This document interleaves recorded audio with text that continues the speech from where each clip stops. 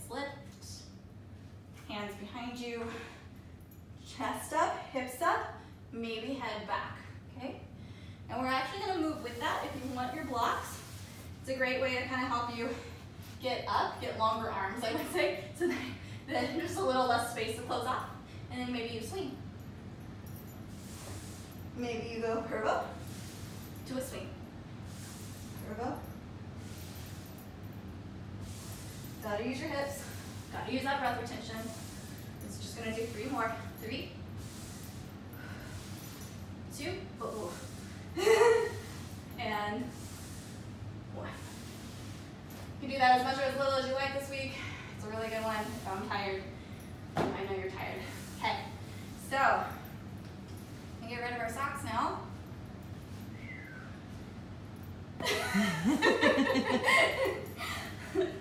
And we're gonna work on kind of foundational into one-legged hop entry into handstands with the idea of the standing leg having an open hamstring to press off of, okay? And we're gonna start in a reclined kind of variation. So we're gonna start kind of in the axis flip of this shape, which is low boat with one knee squeezed in.